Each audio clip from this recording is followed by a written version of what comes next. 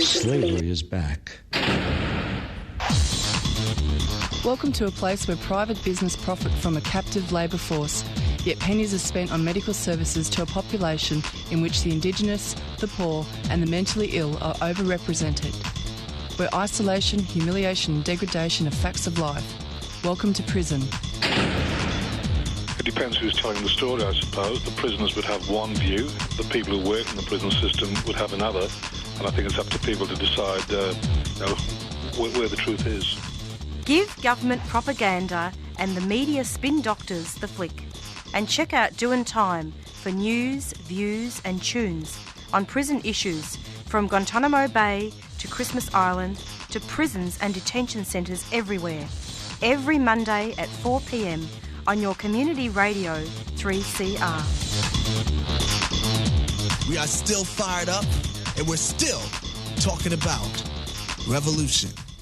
Hello and welcome to the Doin' Time show. This is 3CR Community Radio, 855 AM on the dial, streaming live on www.3cr.org.au.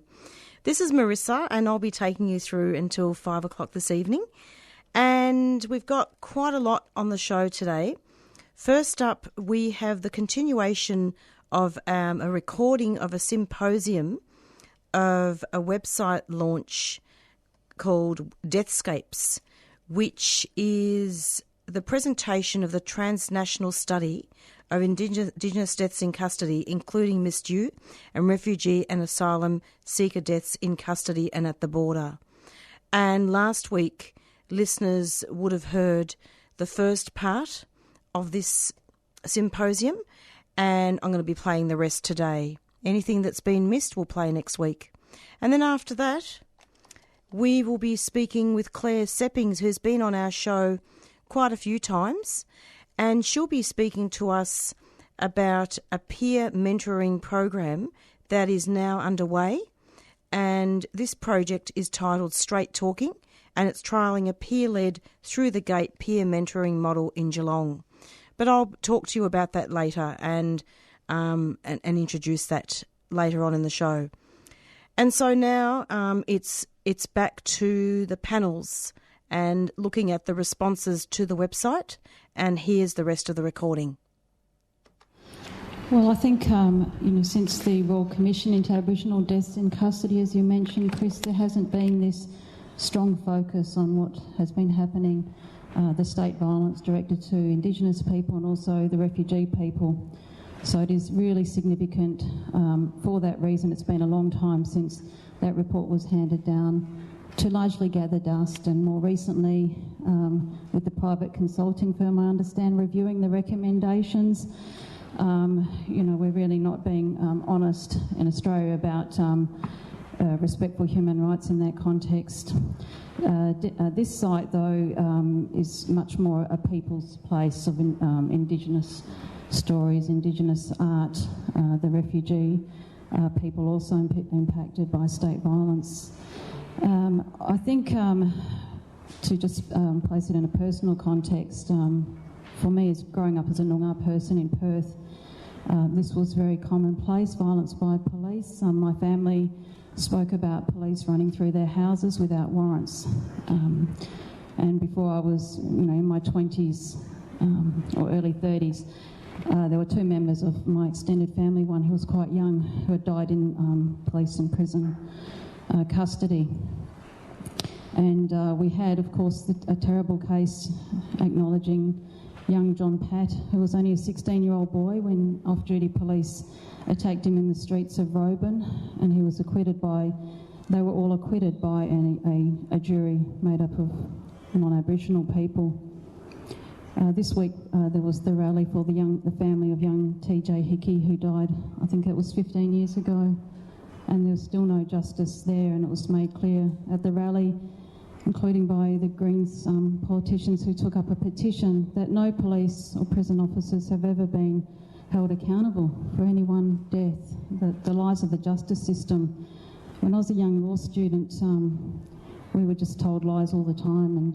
And Chris, actually, one of your papers about judicial bias was really a breath of fresh air, telling the truth about racism in the courts. And I remember as a law student also feeling inspired by an Aboriginal artist who did a painting of a courtroom which showed one white person in the dock and everyone else was Aboriginal. And I had that against my desk to keep me going through those many years. We read the names out and, these are real people. Chad Riley, who was tasered to death 5 times outside Officeworks in East Perth, is my friend Sharon's brother, my friend Margie's son. And Chad was a very sick man. This is about 2 years ago now. He was released from Royal Perth Hospital that morning. He probably shouldn't have been released from the hospital, and he slumped outside the Officeworks building when an ambulance was called to help him, and police arrived and repeatedly tasered him till he died. And in the last year or so too, I read in the paper of boys that died drowned in the Swan River, and I knew straight away, as did everyone else, that they were Noongar boys, and they were. And since that time we had a new police commissioner who's apologised, but these apologies are going to mean nothing if people can keep killing and acting with impunity. Going back to the Royal Commission, it was very significant. There were Aboriginal prominent people involved. At the same time, as we look back, we know now that the issue of gender justice for Aboriginal women was not really recognised in that Royal Commission, and that was a reflection of the politics predominant at that time, which are now changing. I think slowly with some resistance, though obviously, as we've just heard, there's still big blind spots there. We know Aboriginal women now are the fastest growing prison population in Australia. In West Australia, Aboriginal women make up more than 50% of all women in prisoners in WA.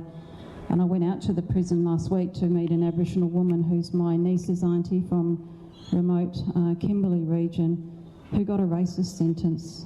It was a self-defence crime, and she got murder, 12 years with no parole, even though the judge acknowledged she'll die in prison. A white woman judge did that to her, so we have to try and fight for justice for Jodie Gore. So the case study for Miss Dhu focuses on her death and her life as a young Aboriginal woman, and it's so important that we address human rights claims from the intersectional perspective. We're not one-dimensional people. And during the coronial inquest, I worked with the deaths in custody for a submission to the coroner, who was quite hostile through that process, with Sharon Dev and the National Justice Project, and felt very strongly, urged this group that we're going to do a proper acknowledgement here of what her situation was, and that included that she was a victim of intimate partner violence at the time that she was dying in that jail cell. And her family, they did acknowledge this. The man was actually subject to a violence restraining order for a previous partner, and her whole identity as a woman suffering this kind of violence was being completely ignored as she was dying as a victim of crime, actually, in the Port Hedland lockup. And so I don't think the coroner, she didn't, of course, do any decent job on really acknowledging this sort of violence that Indigenous women face, the racism that killed her. It's really basically a whitewash. And this kind of racism, systemic prejudice and neglect that Indigenous women face, it's endangering women's lives every day. Look, I think it's just very powerful that we have the whole focus on what is continuing to happen, and within the case study of Miss Dhu, I just want to acknowledge the Pilbara Aboriginal Girls Choir have a lovely song recorded there with Kat Felix, showing the love and the respect and the memory that the community, they say for Sister Miss Dhu, Julieka, and also that solidarity shown by Kat Felix, who's a non-Indigenous musician. It would be lovely if we could show that if we had any time today. And we've mentioned already, of course, our resistance as Indigenous people, and this is absolutely part of it. I think the elders and leaders would always say, and still say, that we keep our fires for justice burning, and that's really what this site and the work of people is doing today.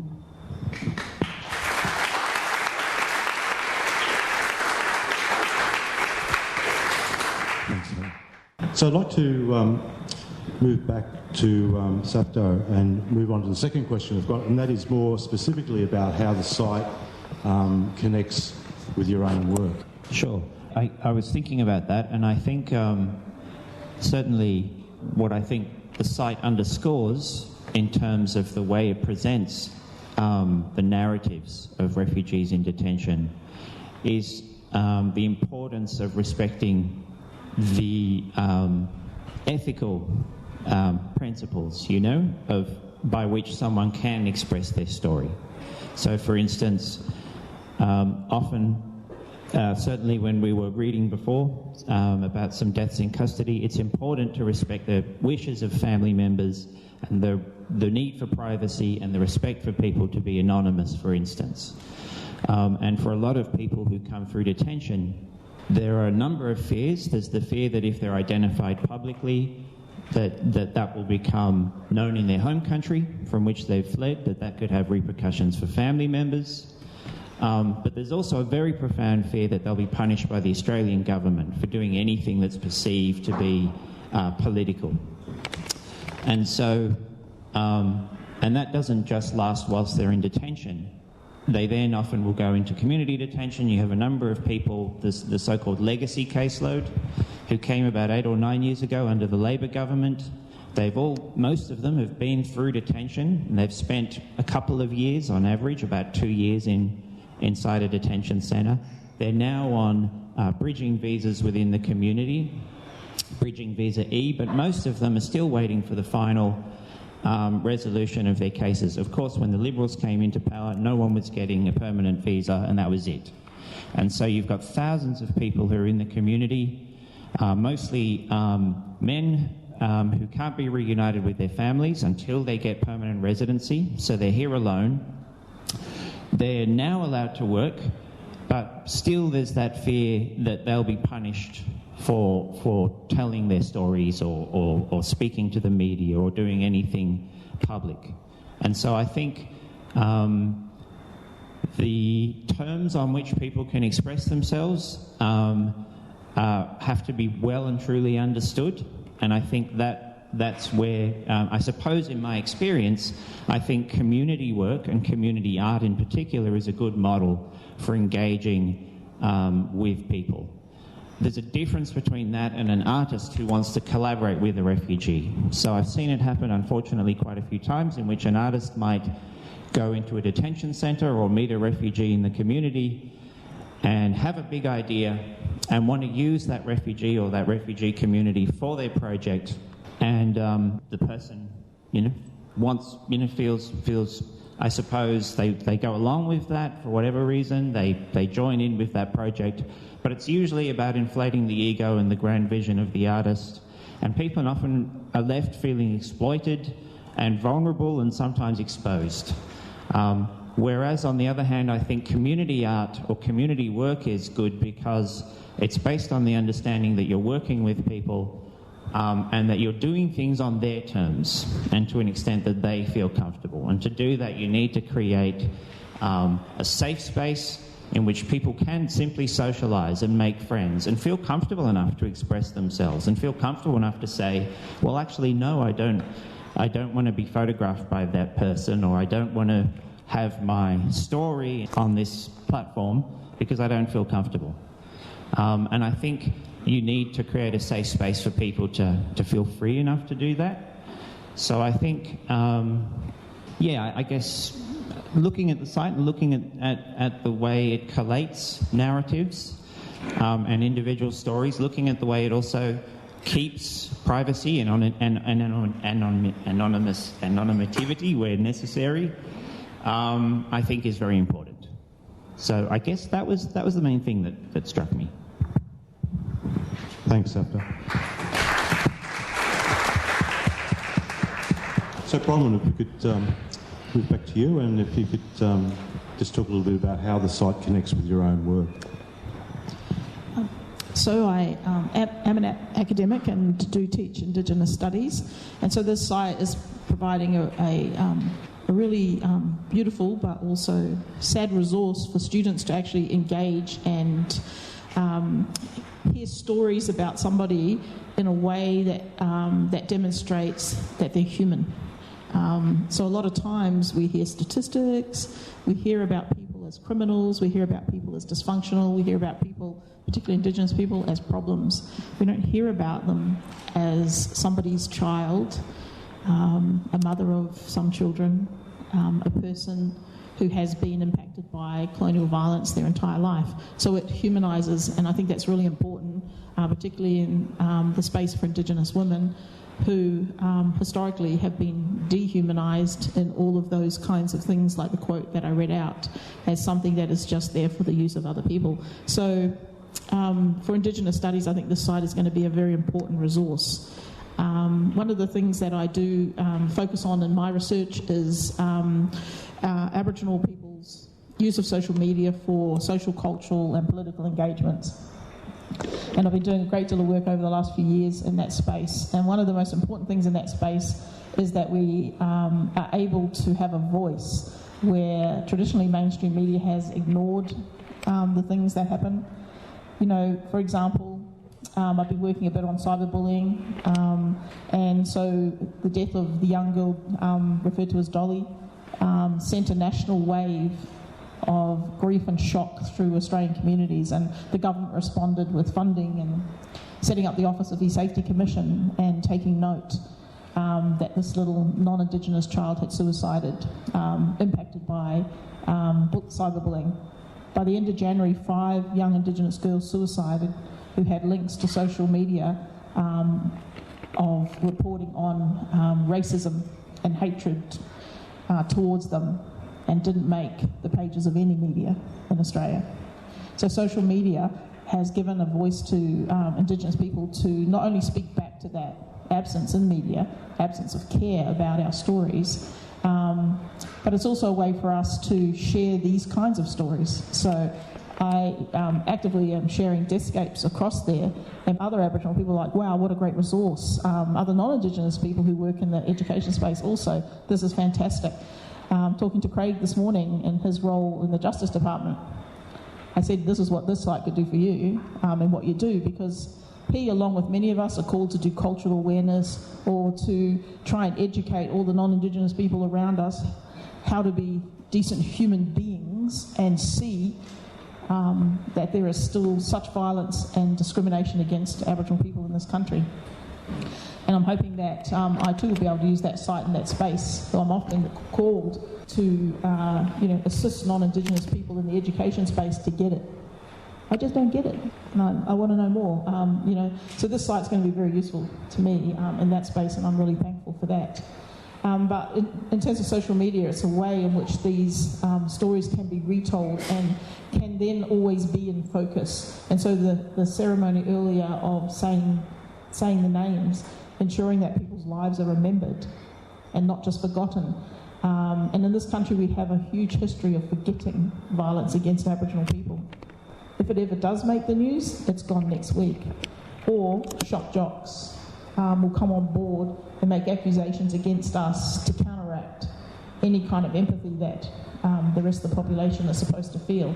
So, for example, we saw the Invasion Day rallies, and then mainstream media turned that to, well, you people don't care about violence against Aboriginal women in your communities because you're on the streets, as if apples can be compared to oranges, or as if Indigenous people can't have two topics on their mind to think about, or as if the Australia Day rallies of Change This Nation had nothing to do with violence against Indigenous women. Very much Changing the Nation had everything to do with the violence against Indigenous women and the unlawful deaths of our children and our community members. So for me, the site is fabulous. We can bring that back in. I can show students case studies that they will be able to map then not only just the circumstances of what happened, but to actually be involved in the person's life, to read about this person. And I was, deeply moved by many of the stories, including the ones that were talking to people seeking refuge in this country, because I could see clearly that the blueprint that the empire developed in its relationship with Indigenous people, how to rid this country of us, is being used now against people seeking refuge in this country. So the very fact that people seeking refuge are put onto these islands, which is something that has always happened to Indigenous people. Islands have been used as these death camps and detention centres for us also, and also, particularly over there in Western Australia, on the islands off the coast there and up and down the east coast of Australia. So the blueprint is set in the way in which to deal with others who are not welcome in Australia, that was formulated on this idea that it would be white. So for me, the site is very, very useful, and I'm very, very thankful to be part of this project.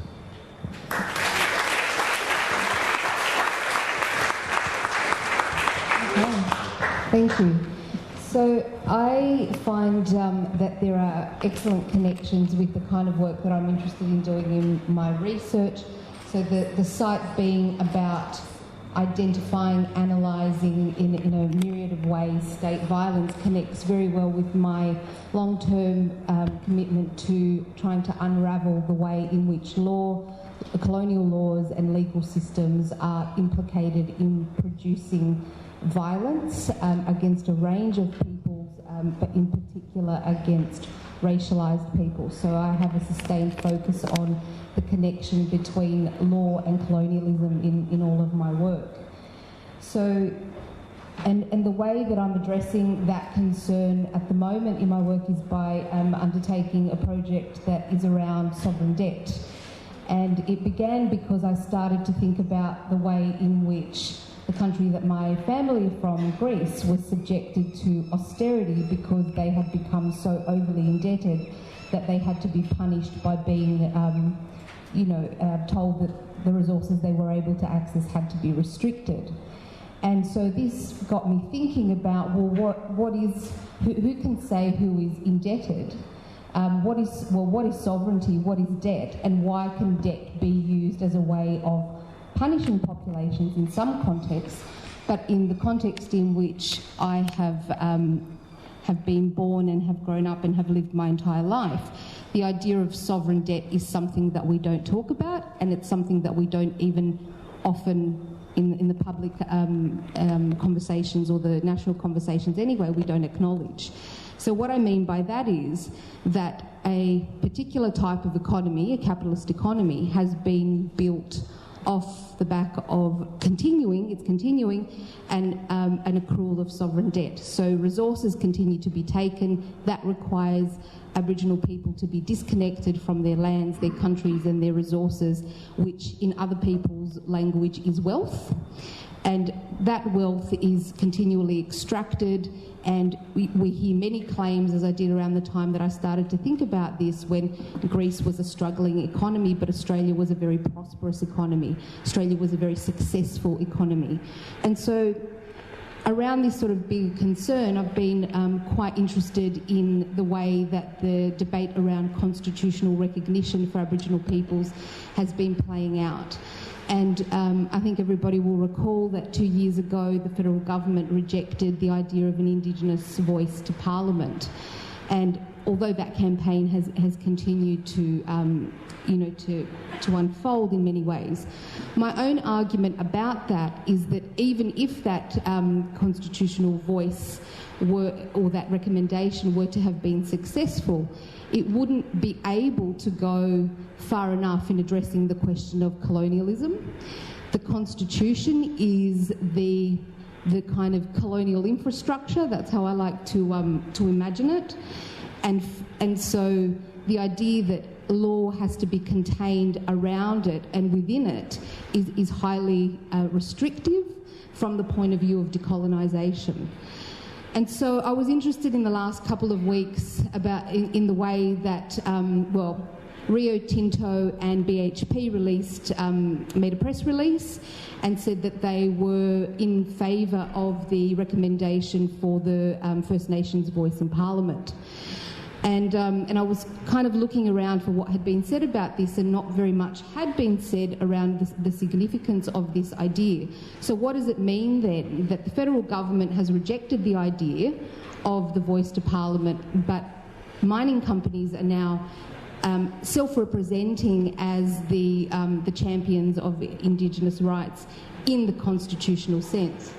And I think that what it does speak to is the way in which constitutional change is very limited change, and that profit can still continue to be produced and prosperity can flow for industries and other interest groups, whilst Aboriginal people are deprived of their resources and their lands.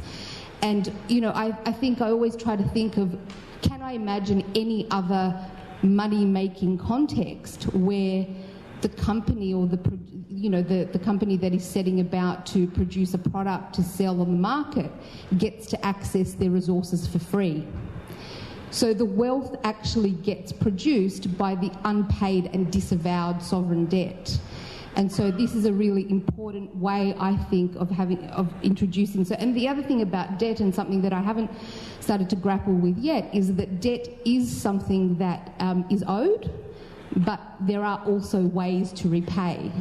So this is, hopefully something that, we can continue to unravel as part of the project as well.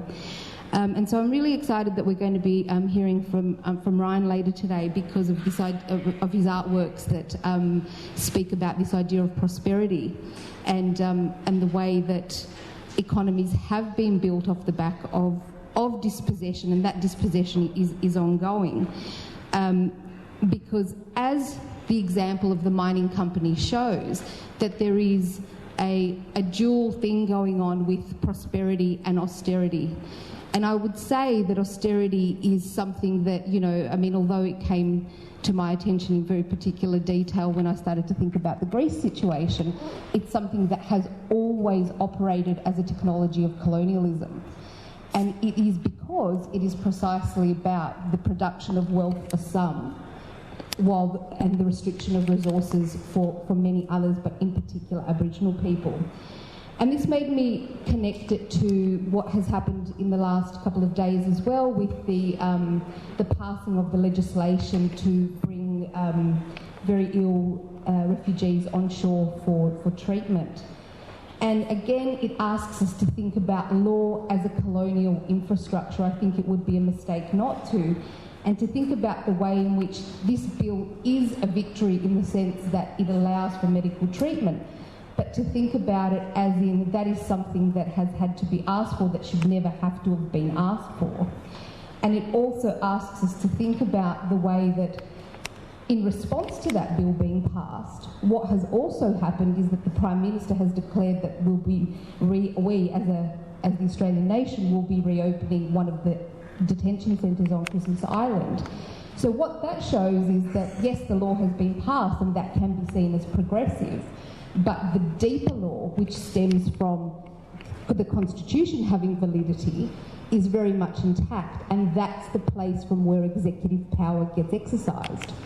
So we need to see it in part of that, so I think this connects very much to the deeper question of the way in which the constitutional debates are hijacking debates around other legal battles, for example, the Wangan and the Jungalingu people who are fighting currently in Queensland against the Adani mine. So again, there's a double violence there. The peoples have to go to the federal court to ask for that court to make a judgment that the Indigenous land use agreements, which are being claimed as legitimate, but they're saying you don't have consent from us to access our resources.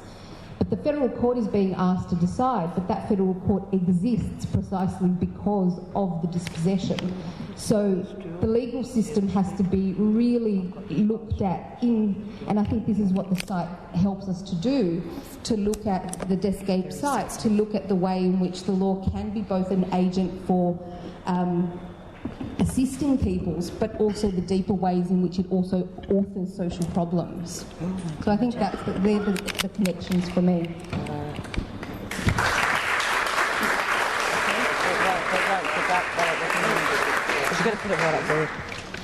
So I'm been trained in human rights laws, the system of laws relate to the United Nations that we've signed on to for many years, and significantly the Declaration on the Rights of Indigenous People that took over a decade of work and negotiation by our Indigenous leaders, including Helen Ali Corbett, who Savendi Note was recognised recently by Curtin University for her work. And I knew Helen as a young law student and learnt a lot just from yarning with her about the efforts of Indigenous people for such a long time to fight for international human rights standards. I think the Deathscapes site certainly will be interacting really well with the claims that are being made and need to be made before the United Nations about violence, state violence, and lack of respect for fundamental human rights, including the right to life, most obviously. I think it could be definitely used as a record keeping, as an evidence records for people who have their loved ones lost, for us as Indigenous nations who are being deprived of these very basic fundamental human rights. And we haven't really used some of the UN mechanisms as much as we probably could. And there is a mechanism called optional protocol now attached to most of the treaties that we've signed.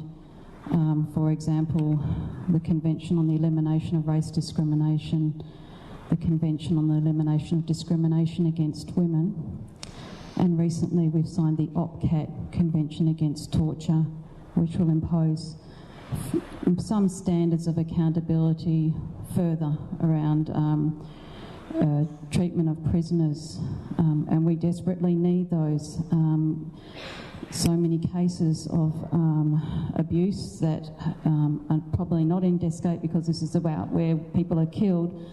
Those other attempts that are non-fatal, really, to kill people, it seems like in West Australia in the women's prison, Bandiup, which is a very run-down prison, overcrowded. Last year in 12 months we had two horrific cases. One where an Aboriginal woman who was no doubt suffering from mental health distress from her life was left in a prison cell alone to give birth to a baby. It's unbelievable, isn't it? And the prison guards just watched and said they couldn't find their keys, and we know that's just not true. And I met another woman in a psychiatric facility, and I just couldn't believe when I found out that she had been transported to that facility from Bandiup with no clothes, and she was handcuffed like that in a 30-kilometre journey. So this inhumane treating Aboriginal people as if just animals, Aboriginal women as like this. And of course you have then the official sort of investigation which says this was not right or whatever, but nothing's ever done and no one's really held accountable for that. So I think that optional protocol is a mechanism which allows individuals who cannot get justice in their own country and they've exhausted mechanisms to then take their complaint to the UN. And I think some of the deaths in custody, they probably should make their way to the UN. It's a system of naming up violation of human rights and calling for accountability in that way. And of course I think the site, and particularly the Miss Do case study, really does break open that silencing that's happened around that violence towards Indigenous women. Certainly when I was a young woman growing up and working in Indigenous radio and in the community, I was told that we mustn't speak about sexual violence against children or abuse in the homes. This was sort of shunned, but of course the brave Aboriginal women were always working in the refuges and always trying to speak up about this, but we were being told all the time to be quiet. And I don't think it was our traditional culture, because we're called a matrilineal people. We follow in our mother's line, and women were always very, very strong people. And we're still fighting that battle, and Miss Do's case study really does bring out this issue for us as Indigenous women, that we need to really unveil and have accountability and dialogue in our own community, and renounce and denounce all forms of human rights abuse. It is really, I think, a part of our decolonisation, obviously, as Aboriginal people, that we do this, and it's a part of our healing journey. And I think the case study talks about the group in America, Insight, that have turned away or don't support the criminal justice system as a response, and I have slowly come to that position. I know it needs to be there for in some ways for violence restraining orders, etc., which usually though do not work or aren't enforced anyway. But the real and the right approach is for us as Indigenous people to fearlessly tackle this and make the change ourselves to uphold human rights in a much more meaningful way.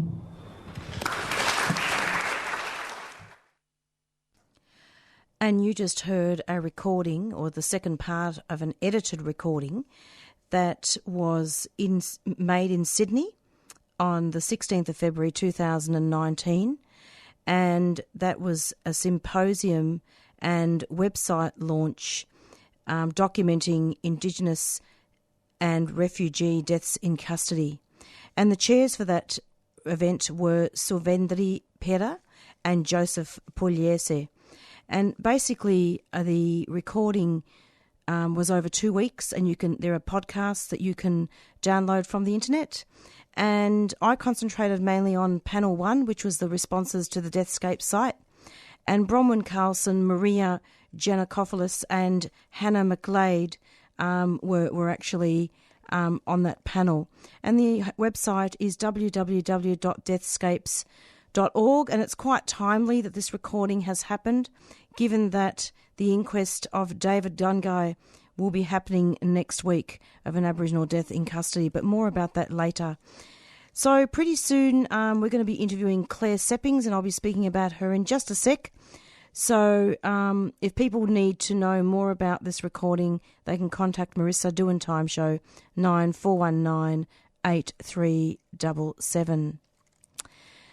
And so we're going to be speaking now with Claire Seppings about a mentoring program that's happening in Geelong, and I'll just bring you that intro in just a second.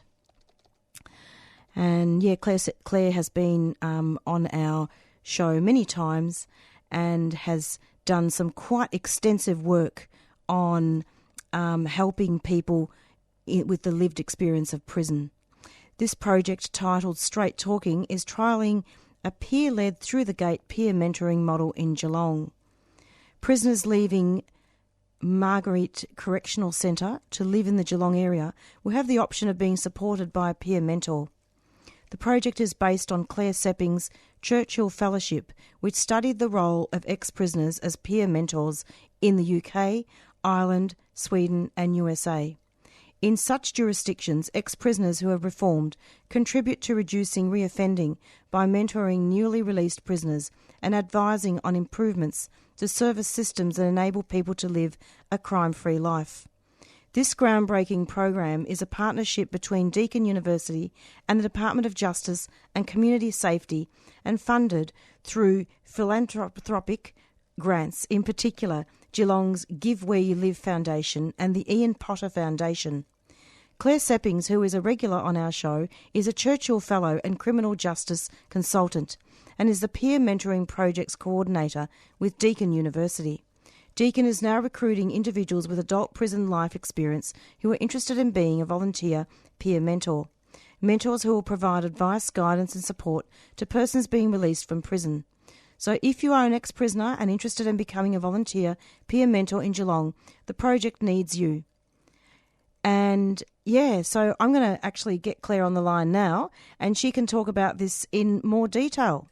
Hello, Claire. Welcome to the program. Oh, hi, Marissa.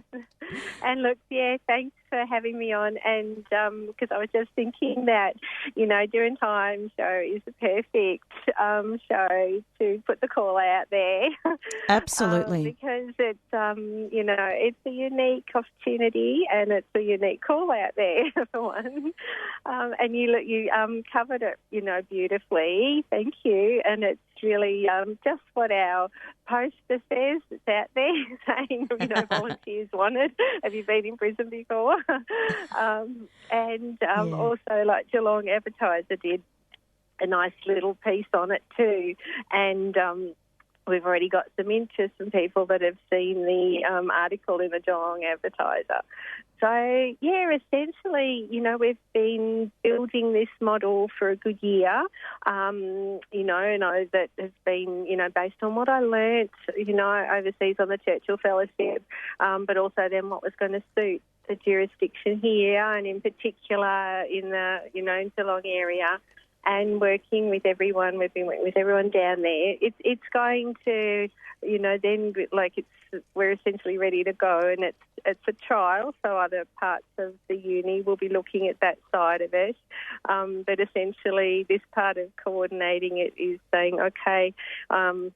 We've got some interest from people with lived experience of prison already putting their hand up saying, look, I want to be considered for this. But it's just putting the call out there still that, if people are interested in being, if they've had a lived experience of adult prison before, living in the Geelong area, or happy to, travel to the Geelong area to you can be in Melbourne, isn't it? Yeah.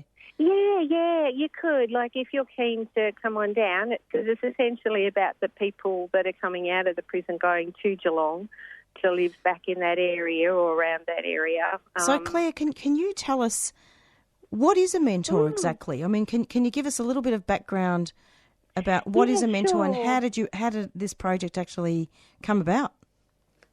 Sure. Well, I suppose the first part is that, like, a mentor, and in our sense, they're peers. So they're all peers, as in, we're mentoring people coming out of prison. So these mentors are peers have been ex-prisoners, so been in there before. So, and it's volunteer, so it's really just a couple of hours a week, and it's about that, like, just giving that support from the knowing, I walked in your shoes before. But it's really anything in particular that person might need in the navigating when they're out. So they might need the assistance with housing. It's not getting the housing, but it's connecting them to the signposting to the housing support agency, taking them along to meet the people they need to help. It could as well be through, just supporting them, to the first parole meeting they've got to have when they come out. Okay. Yep, or good. It could even be just having a phone call to say, hey, I just need to have a chat, or I need to go and have a coffee, or do you want to, help me get back into the gym and just, help spot with me, or can we go for a jog around the oval? Or can you help me get into sport? Or can you just help me when I'm just needing, someone to have a chat to?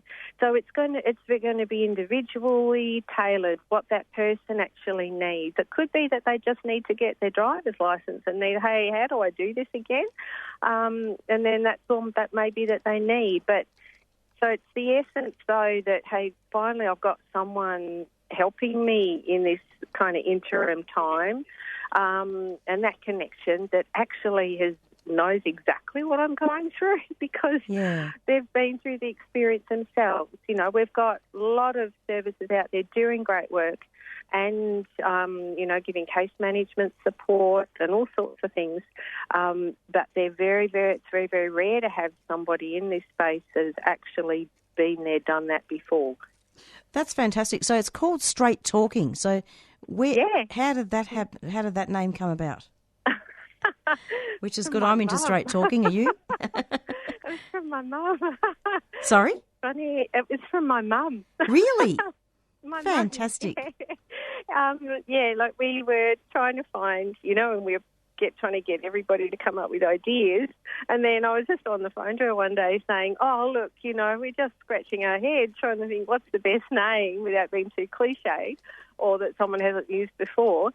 And she just said, what about straight talking? She said, that's fantastic. It's actually linked to, because the catalyst, the personal catalyst for my Churchill Fellowship was when my ex-partner, who was an ex-prisoner, said to me one day when he was back in prison, I don't know how to be straight. So she made that connection and it is that, But as soon as we said it, everyone gets it. That's exactly what we're talking about. Absolutely. And just with the fellowship, so this mentoring program is actually already happening, isn't it, overseas?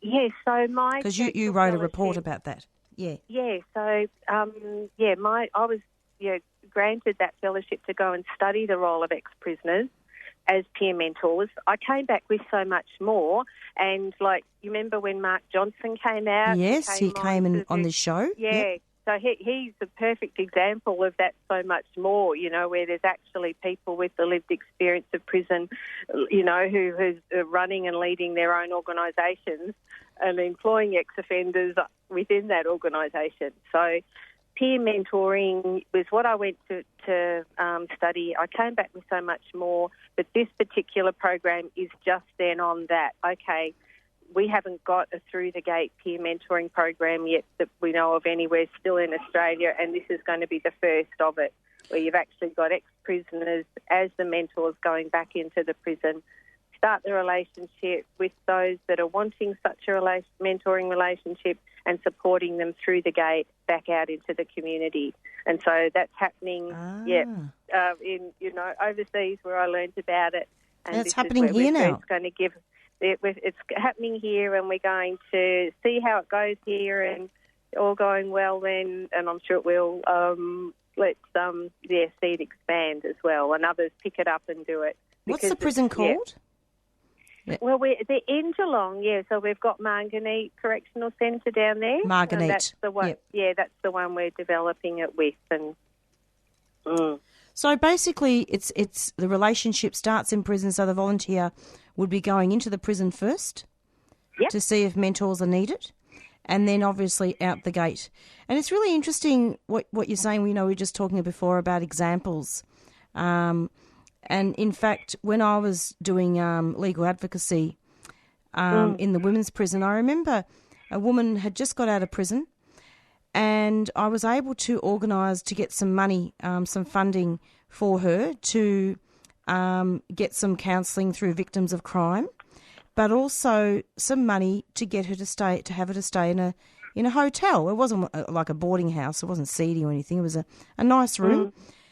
And she was crying. And I said to her, "What's wrong?" And she said, I feel really alone. I feel really spooked because I'm used to having women around me, in the cells and in the dining room. And, I wasn't allowed to go and spend time with her because of, being the advocate. You're not allowed to do things like that. But it would have been great for her to have a mentor. Exactly. It's not that I wasn't allowed. I mean, it's like it wasn't in the. You couldn't do that. It wasn't in the policy. So it would have been fantastic to have a mentor, Claire. To support her, to have dinner with her, perhaps. Stuff to socialise even as a volunteer. Yeah, we held a community information session in Geelong, and that's where the Geelong Advertiser put an article and said anyone interested go along to the information session, and that was actually one of the comments from one of the people that came along that's interested in being a peer mentor, said just that what they found when they came out was the loneliness. And they themselves had actually had the benefit of a mentor, not a peer, in a program, but just thought, now I absolutely could see the need. Just what we've got the added value, I'd say, with this is that it is a peer. So, and this will be somebody that's been there, done that, seen the benefit of having a mentor anyway. But now it's like, I've actually been through the experience of what that loneliness is like, seen the difference that a mentor can make, and now I could do the same back. But I've got the added value that I even know what it's like that you're going to go through. Absolutely. And so let's be practical here. Let's create something where volunteers can contact. Where can they contact if volunteers are interested? So they can contact me. They can email me on as Claire, CLAIRE, .seppings, SEPPINGS, at deacon.edu.au. I think you might have that. Yes, I do. Yes, and just yes. to remind listeners or any potential volunteers that Claire is the Peer Mentoring Projects Coordinator with Deakin University. And That's right. And just also to remind again, you know, that it's about that this actually came out of the Churchill Fellowship. And in fact, we were talking to Mark. Mark, what was his role again? He came out here. Johnson, he's the founder and CEO of User Voice in the UK. That's right, and he came out here, and he was one of the people that you interviewed, and that you did some extensive research for that program, isn't it? And when he came out here, I remember you and I were talking to him on air, and I said, "When's this going to happen in Australia?" And it's happening. Yeah. So let's hope it expands. He was one of my inspirers. Yep. Claire, are there any other things that you want to tell us? Any final comments? Look, I think it's. I think we've probably covered it. If there's, literally, if anybody knows anybody, then that has been in prison before, is keen to give, back through a mentoring role. There is an opportunity now in the Geelong area for people that are in prison at the moment that would be, that are keen to then be motivated towards change, but keen to have that extra support through a mentor. So if you want to be a part of something that's unique and exciting and potentially in Australia first, it's happening now. And a shout out to our brothers and sisters inside that, if anyone's getting out, pass on the message to your visitors. And obviously it's that person needs to have the lived experience of prison. That's right. Claire, can you just read that email address out, please, again? Yep. So Claire, CLAIRE .seppings, SEPPINGS @deakin.edu.au. So .edu, so .edu. Yep. Fantastic. Well, we'll be plugging that regularly on this show, if that's Brilliant. okay. And let's have you back on again soon. All right, love to. Thanks, Marissa. Thanks so much, Claire. Okay. Bye. Bye. And that was Claire Seppings, who has initiated and founded a peer mentoring support model and program. And any volunteers that are interested with the lived experience of prison to mentor people from prison and that are coming out. And again, if people want to know more about that, contact Marissa, Care of Doing Time Show, 9419-8377 if you missed that email address for Claire. And obviously you have to have been in prison. It's approximately 4:52. Just to give a little bit of a recap in regards to the Deathscapes Symposium, which I just wanted to let listeners know that it is an edited version. The website itself is www.deathscapes.org. That's right, I'll just repeat that, www.deathscapes.org, if people want to have a look at that. It is terribly important because there are really important linkages there for all deaths in custody and having a look at what's happened there and any ongoing, it's all ongoing. And so there were plenty of other things happening at that event. And in particular, there was a video message from an asylum seeker, I believe, from Manus Island. And we weren't able to do that, to have that video message, because it really wasn't very good quality. But you can find it in full, and it's better quality on the Deathscapes website once all of that is concluded. And there was a keynote speaker as well, looking at visual art and deaths in custody. And there were too many slides actually to record that. So basically I mostly concentrated on the panels and looking at the name calling of the deaths in custody. And of course there were some speakers from Ray Jackson's family, and he was actually honoured throughout that event. And I thought I'd give listeners just a little bit of a summary about what happened there. And I'm just going to do at least one announcement. My apologies that there was no music. It was pretty jam-packed. So I'll do an announcement and then we'll say goodbye. Are you 18 years and over? Have you been stopped by a Victorian police officer or protective service officer in the last 10 years? Would you like to contribute to research that aims to inform law reform and litigation strategies to prevent over-policing? Go to policestopsurvey.online for more information and to take part. That's policestopsurvey.online, a 3CR supporter. And you're back with the Doing Time show. And we've got Beyond Zero coming up next. And we're going to be going out with our theme song pretty soon. Black Fella, White Fella from the Rumpy Band.